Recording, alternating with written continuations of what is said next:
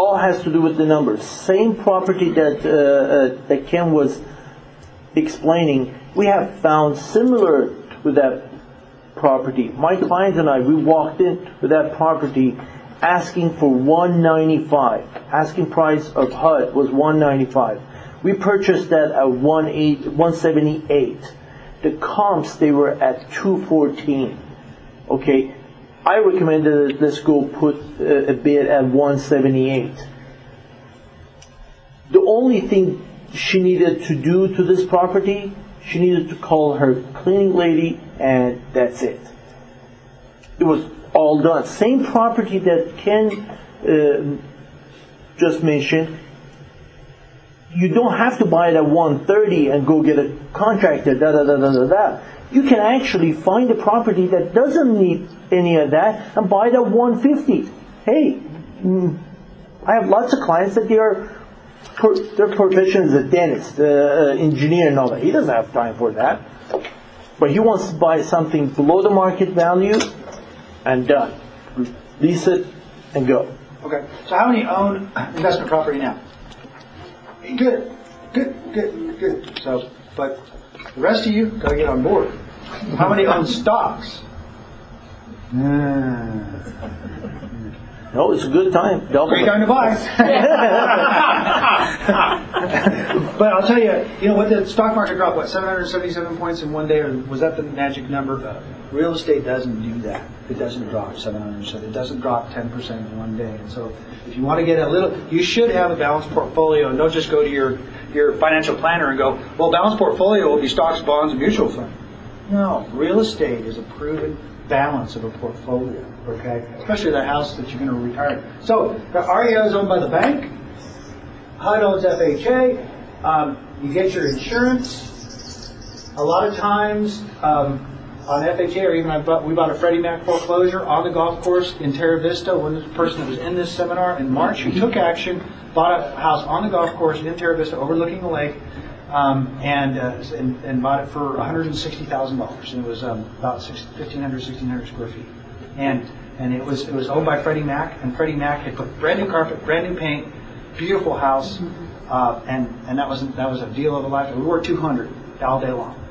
Okay, didn't have to do anything to it. He got it at least the first week we had it. Okay. That's your question. Yes. Well, how does this relate to maybe a small business building, property, and/or raw property? Okay. Foreclosures happen on raw property. Foreclosures happen on commercial buildings. Not necessarily foreclosure, but anything in the market. You need to find a real estate professional that you trust who's an expert in that particular category.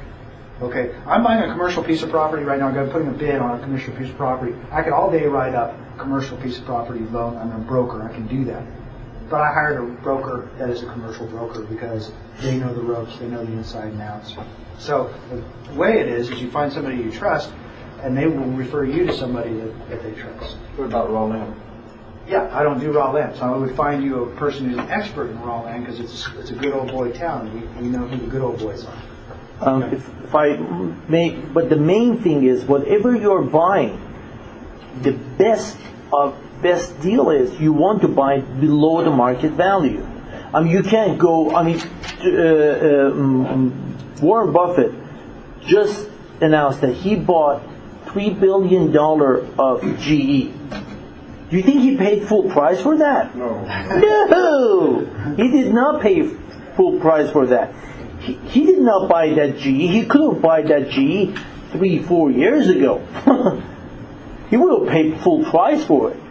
If the real estate in 2004, 5, 6, 7 was awesome, for whom? Whoever that bought it in 99, 98, and 2000 and all that, they were selling. They were sellers at that time.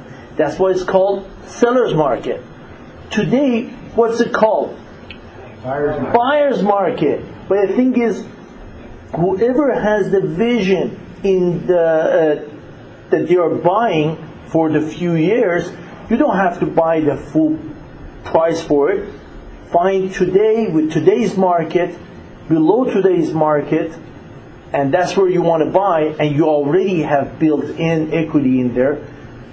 4 years down the road, you're much sure. So what happens? Who's liable for the back taxes after you buy a home from REO? If you're REO, they take care of it, and you get title insurance, right. So there's two different places where people make money in REOs, and the first one is a hold, which is where most people get wealthy. They buy, they hold, and then they exchange them later for more property as they go. The others that have a passion for projects will do flips, which is buying it, selling it, buying it, selling it.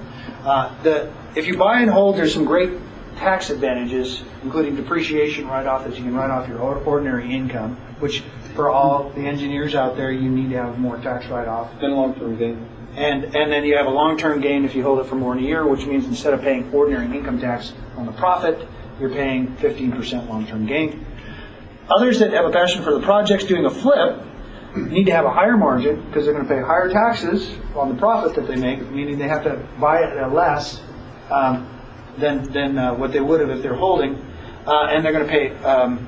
They're going to have to do a lot more work, so you have to count your time involved in fixing it. Sometimes you get like what Mo says, where there's a property that's already in good shape, buy it right, turn around, sell it. I'm a buyer and holder. Yeah, I would recommend that too. I do not recommend. I mean, it has to be really big rehab that I would say that's what we do with some of my clients. We rehab it and sell it. If you just want to buy it and sell it without doing anything, I will tell you this right to your face. Him and I will make the most money. I would not let you do that because that's there's not enough margin. No, not enough margin. Yeah, and that happens a lot of times. That everybody involved in the servicing end of buying the piece of property ends up making more. The contractor or whatever.